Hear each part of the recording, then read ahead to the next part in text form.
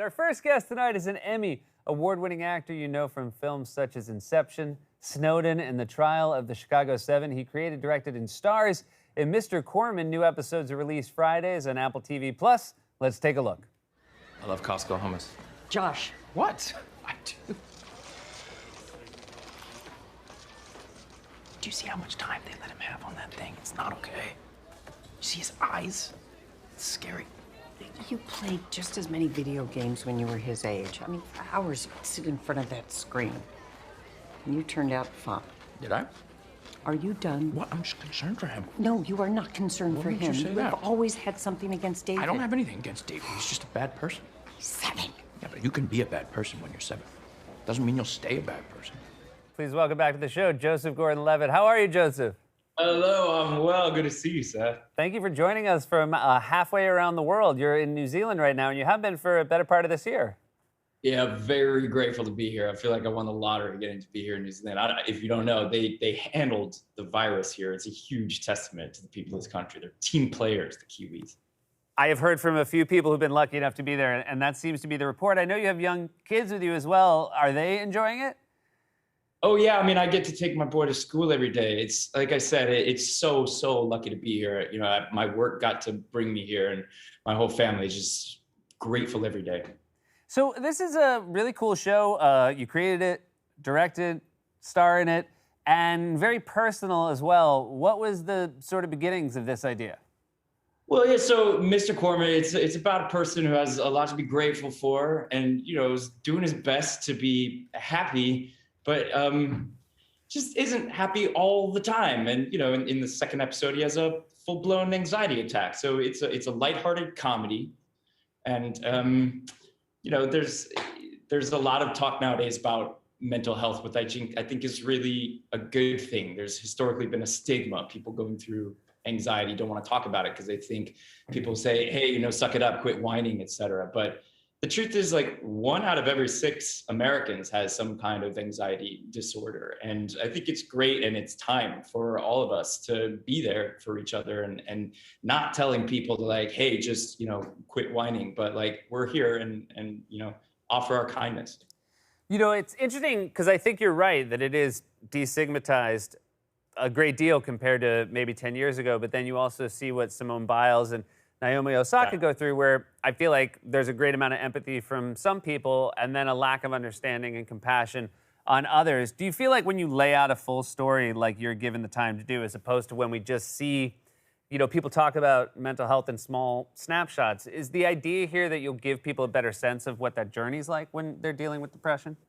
I love that question. Yeah, because this is 10 episodes, right? So at the beginning, he is really struggling. By the end, I think he's made some really important progress. And that can be so uplifting when you've lived through it for quite a while with a character over these 10 half-hour episodes. Another personal element of this is I read you based it on a couple friends of yours growing up. Is this something that they were excited about, or did you even tell them the news? Oh, I told them. Yeah, a couple of my friends are in it. You know, these are guys that aren't actors, just guys I went to high school with, but I managed to, like, find little parts for them. And yeah, the part that Arturo Castro plays, who's a brilliant actor, was sort of inspired by my friend Hector, who I went to high school with and who actually, you know, does work at UPS. And we got Hector into the pilot. He's in there. Hector Hernandez, rocking it. He was amazing. And a funny thing happened on the way to the Forum at Van Nuys High when we were seniors. And now he's, you know, on a show on Apple. Was he, did he have any nerves about it, or did he know he had it well under control? Oh, hell yeah. He was very nervous the whole time. But I was like, dude, you're going to be totally good. And we got it, man. He's totally keeping up with, like, all the other 4 of us, or, you know, people who do this for a living. And he nailed it. He's great. There are, of course, no small parts, only small actors. And you have taken this to heart because, Rian Johnson is a fantastic director who you worked with a lot as sort of the lead in films of his. I did not realize that you have also found your way into every one of his projects over the years, from Knives Out to the Star Wars films.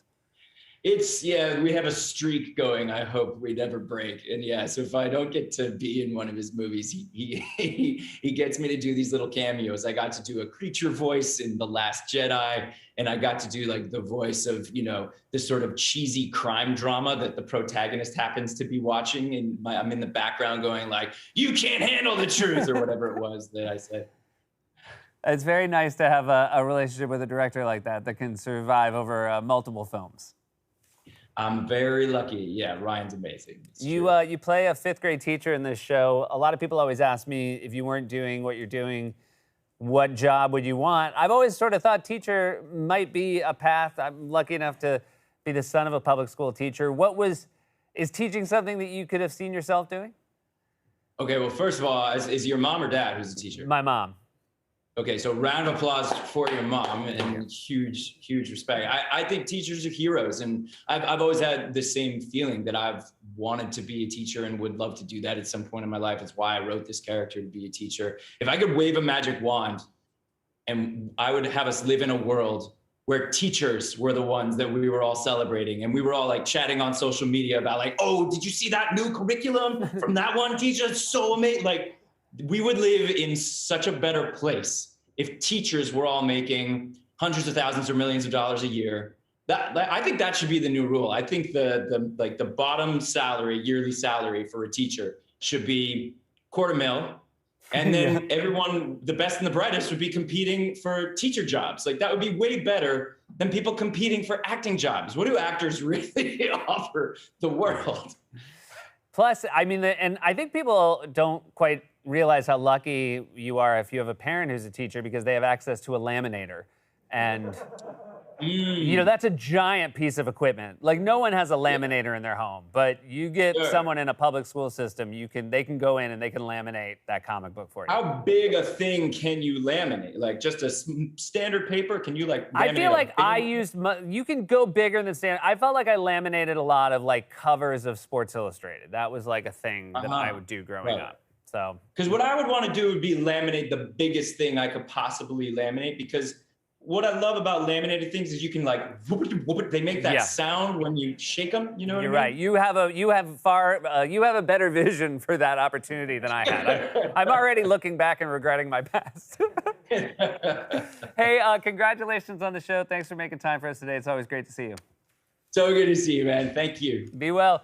New episodes of Mr. Corman are released Fridays on Apple TV+.